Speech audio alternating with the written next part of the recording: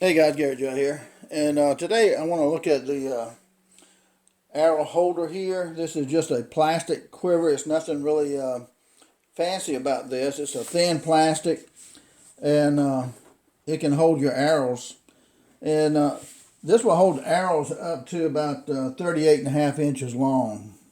So 38 and a half inches long. That's pretty long right there. It comes in a flat black. The only thing that has any color is a ring right here, which holds your strap, and a ring up here on the cap that holds your strap. And I colored it up with a silver Sharpie magic marker. Put these lines on here in a red Sharpie, and kind of outlined the lettering here because it's hard to see, which you don't really need to see it anyway. But I tried to, kind of make it your own type thing. So anyway.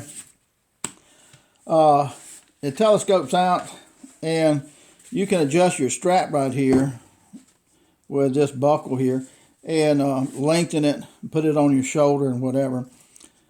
So the way this works, basically, it says lock right here, and this cap comes off right here. It's got a indentation to it, and this little indentation right here, probably can't see it there, but it sticks out on the inside right here. It slides inside this groove, and then you turn it to my left here, and it locks it in place. So that way the top won't come off. And this holds the top right here, this strap right here. And again, the strap can be adjusted all the way out. So if you have arrows, and it's got arrows on here that tell you to lock, turn it to the clockwise. So anyway, if you take your arrows, and it doesn't matter what side it is, you see how they're sticking out right here. This part down here, you hold this part up here, and you can slide this. Now I marked right here the different lengths, like 23 and a half inch right here, 25, 27, 28 and a half, 30, 31 and a half. You got like 1.5 inch increments. And this has an indentation right here that slides into the slot right here to lock that in place, okay? So what you do is just take your top right here and put that on. Make sure you line it up. And just slide this until it stops. That's the top of your arrows. Now you can't lock it there because it's in the middle. So pull it down just a little bit, and now it's locked in place. Okay, so that's the easy way to do it. And you can take some foam, like that egg crate type foam, and you can put a piece up here, a small piece, and a piece down in the bottom, if you don't want it to make any noise. And so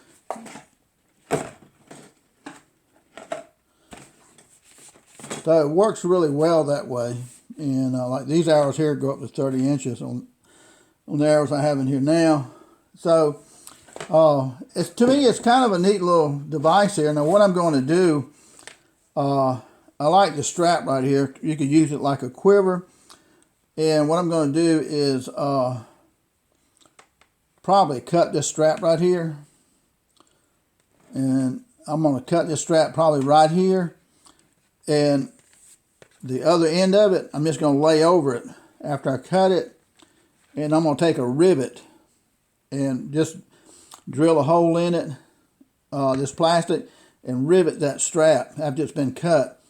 That way the cap will always stay with the top of it, because this will be riveted there.